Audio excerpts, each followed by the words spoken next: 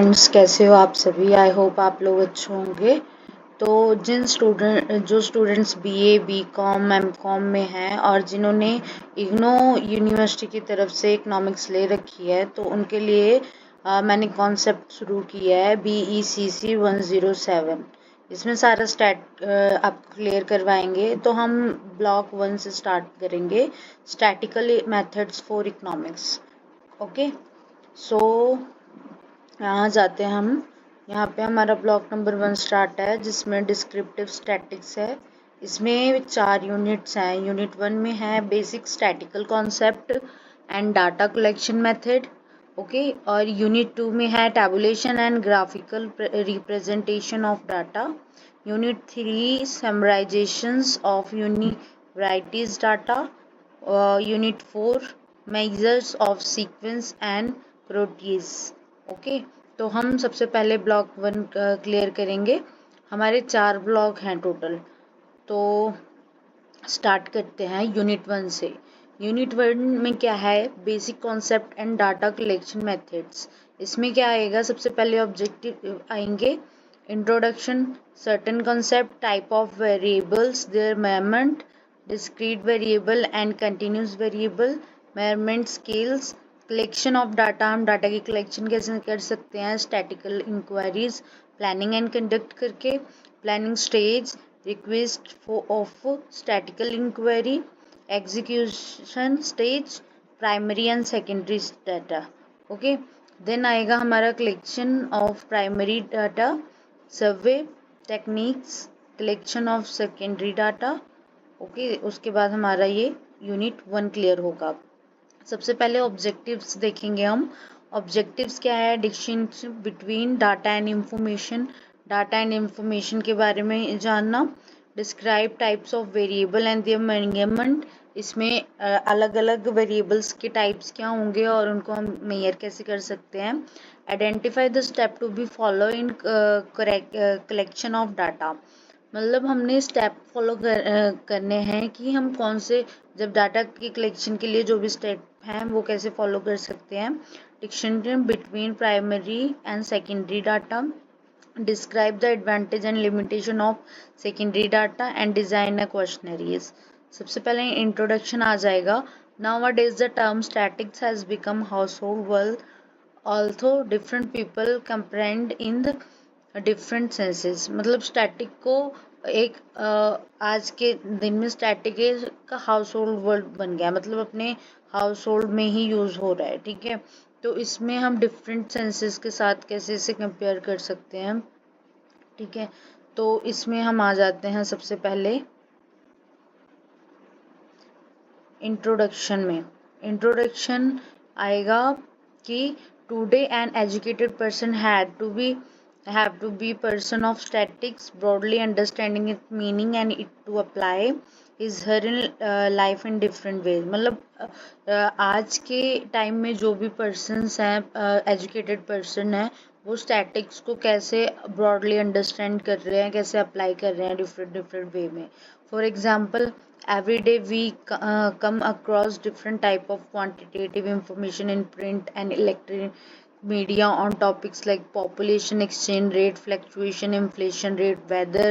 In order to improve our understanding of world around, it's necessary to measure what is being said, express in numerical, utilize quantitative information or expression to draw conclusion and suggest policies। इसमें क्या है कि day to day different type के जो भी quantitative information को, जैसे कि हम इलेक्ट्रॉनिक मीडिया हो गया और पॉपुलेशन को कैसे कैलकुलेट कर रहे हैं। ठीक है, जो भी एक्सचेंज रेट में फ्लक्चुएशंस आ रही हैं, inflation rate up and down हो रहा है, वेदर फोरकास्टिंग कैसे हो रही है, ये सब हमारा स्टैट में कवर हो जाएगा। नेक्स्ट हमारा आ जाता है सर्टेन कॉन्सेप्ट। सबसे इम्पॉर्टेंट है सर्टेन कॉन्सेप्ट। क्या है इसके, सबसे पहले आएगा data and information. Data and information में क्या देखते हैं हम, there is a basic difference between data and information. Raw data हम इसमें डाटा एंड इंफॉर्मेशन में हम डिफरेंस देखेंगे। इसमें क्या आएगा, रो डाटा क्या होता है, daily data of number of student visiting IGNOU centre library during October 2019। मतलब रो डाटा किस फॉर्म में होता है कि जैसे डेली जो इग्नो की सेंट्रल लाइब्रेरी में 2019 में कितने बच्चे विजिट कर रहे हैं, ठीक है। May not be of much use, ये शायद मच यूज के लिए नहीं है। We need to process the raw data so that provide some useful information. For example, on a average student visit IGNOU central library every day during October 2029। इसमें एक चीज आएगा कि हम टोटल एवरेज देखेंगे कि हाँ कितने स्टूडेंट्स 65 स्टूडेंट्स के विजिट कर रहे हैं 2019 में। ये इससे नहीं होगा कि हाँ कितने स्टूडेंट 2019 में विजिट कर रहे हैं, ये हमारे लिए मस्ट डाटा नहीं है।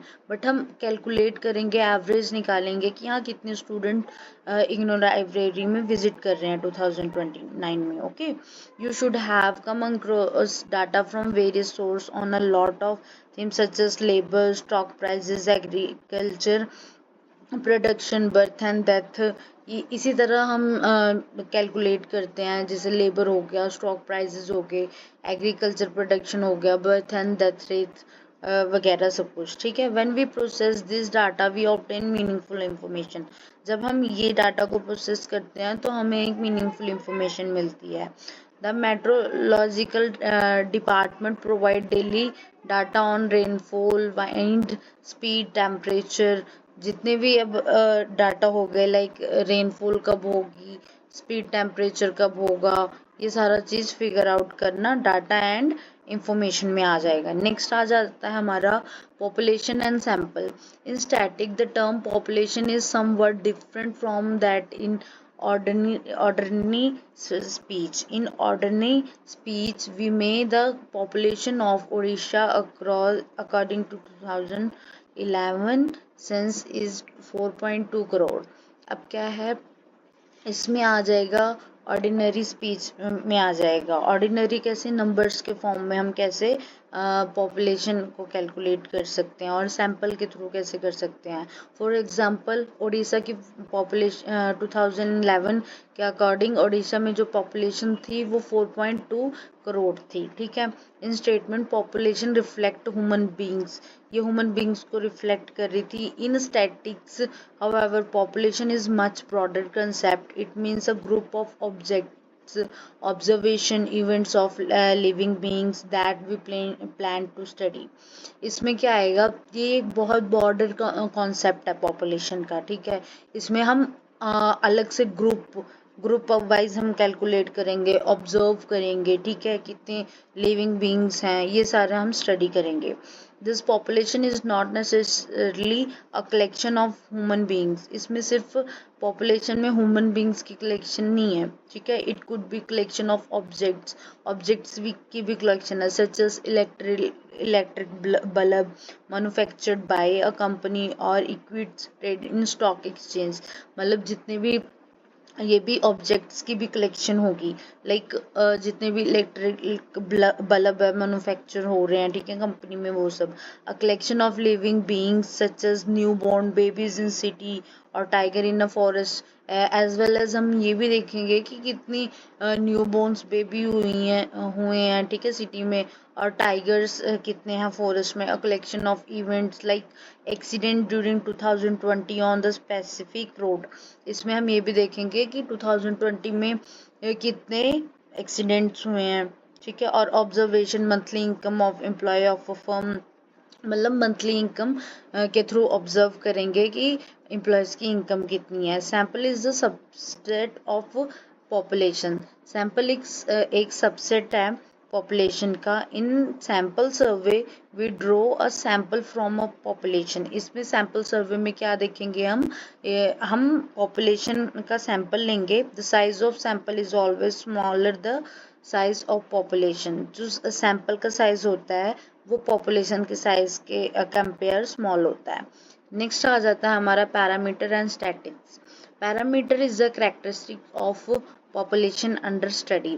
पैरामीटर एक पॉपुलेशन के अंडर का ही एक फीचर है। Static on the other hand is a characteristic of a sample.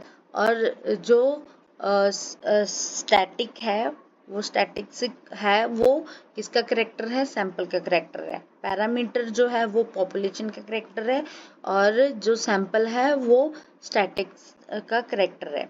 Okay, for instance, population means is a parameter whereas sample means a static. Clear है? Usually we denote parameter by Greek letters such as mu for population mean and sigma for population standard deviation. Next आएगा हमारा type of derivation and their measurements. अब इसके variables के types क्या हैं और हम उसको कैसे मेजर कर सकते हैं। Variable is attribute that describe a statistical unit. Variable एक एट्रीब्यूट है जो स्टैटिकल यूनिट को डिस्क्राइब करता है। That is the unit of observation. ये ऑब्जर्वेशन की यूनिट को रिप्रेजेंट करता है। विच अज्यूम डिफरेंट वैल्यू, जैसे हम डिफरेंट वैल्यू को अज्यूम करके चलते हैं। The example of variable could be certain characteristics of a person. जो वेरिएबल हो सकता है कि पर्सनस की कुछ फीचर होते हैं, ठीक है, पर्सन के फीचर हो गए, प्लेस हो गए, ऑब्जेक्ट हो गए और इवेंट्स होगी, ठीक है, इसे हम वेरिएबल की एग्जाम्पल्स मानेंगे। For example, age of a person is a variable. Okay, our gender, educational qualification, income, height and weight, ये सारा हमारा variable हो गया। You should note that the value of variable changes from one unit to another. ये unit एक unit से दूसरी unit में change होते रहते हैं, होना चाहिए। You can think of several object and event. आप बहुत सारे इवेंट्स एंड ऑब्जेक्ट्स को ले सकते हो इसमें। Random variable as a concept is discussed in probability theory. Random variable जैसे प्रोबेबिलिटी में हम जैसे कोई चीज़ की होने की संभावना में हम रिप्रेजेंट करेंगे। It is a variable that has certain possibility attach that each value it take. मतलब हर पॉसिबिलिटी में हम इसको अटैच करेंगे हर एक वैल्यू को। For example, if you toss a coin you have to possibilities. जब आप कॉइन को टॉस करते हो तो टू टाइप्स की पॉसिबिलिटीज आती हैं, head and tails. Okay, each one has a probabilities of occurrence of 0.2। हर टॉस में क्या होता है, 0.2 0.5 की प्रोबेबिलिटी आती है। This tossing of coin is random variable. तो ये रैंडम वेरिएबल है, ये हेड भी आ सकता है और टेल भी आ सकता है। You can think of several example of random variable. आप काफ़ी और एग्जाम्पल्स ले सकते हो रैंडम वेरिएबल की। If you roll a dice, जैसे आप जो लूडो खेलने वाला डाइस होता है रोल करते हो, the probability of occurrence of each face is 1/6। Okay, next आ जाता है discrete variable and continuous variable. ये सेकंड टाइप है वेरिएबल्स की। Discrete variable assume numerical values that are countable. ठीक है, क्लियर है। डिस्क्रीट वेरिएबल कौन से होते हैं, न्यूमेरिकल वैल्यूज में होते हैं और इसे हम काउंट कर सकते हैं। For example, the number of children in a family. ठीक है, कितने नंबर ऑफ चिल्ड्रन कितने हैं फैमिली में। The shoes size of person, जैसे 10 नंबर का है, 8 नंबर का है, 7 नंबर का है शूज पर्सन का। The number of customer complaints in the firm, मतलब कितने नंबर ऑफ कस्टमर्स की कंप्लेंट है फॉर्म किसी कंपनी में, etcetera. You should note that the value that the above variable take a whole number. मतलब तुम्हें note करना पड़ेगा कि जितनी भी वेरिएबल्स बताई गई हैं ये होल नंबर को रिप्रेजेंट करती हैं। For example, the number of children in a family can be complete number such as 2 और 3। Okay, there is a nothing in between 2 and 3। मतलब इसमें क्या होता है कि जब हम फॉर एग्जांपल क्या है, हम फैमिली में देखते हैं कंप्लीट नंबर हम देखेंगे कि हाँ 2 है या 3 है, ये नहीं देखेंगे कि हाँ 2 और 3 के बिटवीन में क्या है। करेक्ट, हम इसमें एग्जैक्ट देखेंगे या फिर 2 होना चाहिए या 3 होना चाहिए, ये नहीं देखेंगे कि 2 भी हो सकता है और 3 भी हो सकता है। ये नेक्स्ट आ गया हमारा continuous variable. Continuous variable on the other hand assume numerical values but the numbers of value between any two points is infinite। मतलब infinite मतलब no change। Continuous variable क्या आएगा, assume करके चलते हैं, ये numerical values होते हैं जिसका 2 पॉइंट्स के बिटवीन इन्फिनाइट होता है। ठीक है, for example the time taken to run 100 metre the world record for 100 metre race. अगर मतलब कोई रन के लिए टाइम लेता है तो 100 मीटर की रेस होगा और 100 मीटर का रेस कवर करता है। 2021 में कितने सेकंड में करेगा? 9.58 सेकंड में करेगा। 2021 जनवरी को क्या हुआ कि 100 मीटर की रेस 9.58 सेकंड में क्लियर की गई। May this is coming year become will break this record by fraction of second. मे भी क्या हो सकता है जो नेक्स्ट ईयर में है ये जो रेस है वो कुछ सेकंड में क्लियर हो सकती है। Okay, you can think of several continuous variable like height, weight, age of person। इसमें आप देख सकते हो कि काफ़ी सारे वेरिएबल्स आएंगे, जैसे हाइट होगी, वेट हो गया, ठीक है, एज हो गया पर्सन का। In the case of weight for instance the weight of person could assume any value, it could be fraction of any measurement unit। Okay, next हमारा आएगा measurement scales. Measurement scales as a point out earlier variable is attribute, जैसे हम pointed पहले हमने पढ़ा है, pointed किया है कि वेरिएबल एक एट्रीब्यूट है विच कैन बी मेजर्ड। इसे हम मेजर कर सकते हैं। Different attribute however require different measurement skill. Different attribute को डिफरेंट मेजरमेंट स्किल्स चाहिए। There are 4 types of measurement skills such as nominal, ordinal and interval and ratio. Okay, सबसे पहले हम देखेंगे nominal scale. In this case we put a population और sample characteristics under certain number of categories. इसमें हम देखेंगे population और samples देखेंगे कुछ अलग अलग कैटेगरीज में। Okay, for example gender like male और female, place of resident, rural or urban, payment method, cash, check, credit, debit, net banking, etc. You should note that in the case of nominal variables, all categories are considered to be equal। Okay, इसमें आपको इस case में nominal variable में notate करना है कि जो जितने भी कैटेगरीज हैं वो सारे इक्वली कंसीडर होंगे। लाइक जेंडर है, मेल और फीमेल है, ठीक है, मेल और फीमेल है तो एक पीपल, ठीक है। अब प्लेस हो गया कोई रेजिडेंस का, रूरल हो गया और अर्बन हो गया, ठीक है तो रह यहाँ भी रहे हैं लोग, रह वहाँ भी रहे हैं। पेमेंट मेथड हो गया। अब पेमेंट मेथड आप कोई भी यूज़ कर सकते हो, गूगल पे कर सकते हो, कैश यूज़ कर सकते हो, चेक यूज़ करते हो, ये है तो एक पेमेंट ही है ना। ओके, तो ये सारा एक ही कैटेगरी में रिप्रेजेंट होगा। नेक्स्ट आता है हमारा ordinal scale. In this case also population characteristics it is put under सर्वल categories. इसमें भी पॉपुलेशन के जो फीचर्स होते हैं वो सर्वल कैटेगरीज में आते हैं, but the categories are hierarchical, but ये हायरार्किकल चलते हैं। In the other words we can rank the categories. इसमें हम कैटेगरीज को रैंक कर सकते हैं। For example, we can divide a group of person into 4 categories according to their qualification। ठीक है, इसमें हम क्या करेंगे कि एक पर्सन को हम अकॉर्डिंग टू क्वालिफिकेशन उनके अकॉर्डिंग टू क्वालिफिकेशन के अकॉर्डिंग उनको अलग अलग एजुकेशनल में सेपरेट करेंगे। सबसे पहले क्या आएगा? इलिटरेट, जो अनपढ़ है, ठीक है। सेकेंडरी आ गया, सेकेंडरी जो 10th पास आउट है। उसके बाद सीनियर सेकेंडरी जो 12th पास आउट है, एंड ग्रेजुएशन। 4 कैटेगरी में एजुकेशनल क्वालिफिकेशन को हमने कैटेगराइज करना है। We can also say that graduation is higher qualification, ठीक है, ग्रेजुएशन हायर हो गया, देन सीनियर सेकेंडरी हो गया, उसके बाद +2 हो गया, then senior secondary is higher than secondary. जो सीनियर 12th है वो 10th से हायर है, and secondary is higher than illiterate, और 10वीं जो है 10वीं पास आउट अनपढ़ से अच्छा है, ठीक है।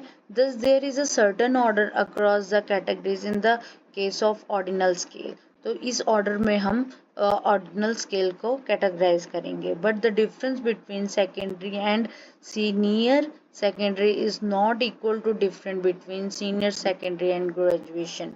अब इसमें क्या कह रहे हैं, डिफरेंट बिटवीन सेकेंडरी 10th और 12th इक्वल नहीं है. ठीक है, इसमें डिफरेंस बिटवीन है किसमें, 12th एंड ग्रेजुएशन में. ठीक है, this the different across categories are not equal in ordinal variable. तो ये ऑर्डिनल वेरिएबल में काउंट होगा.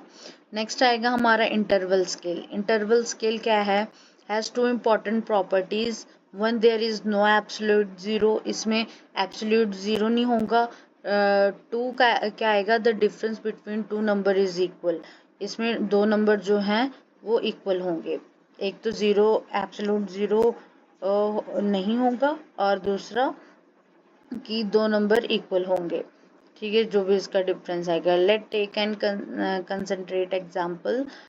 Measurement of temperature by degree Celsius. The freezing point of water is 0.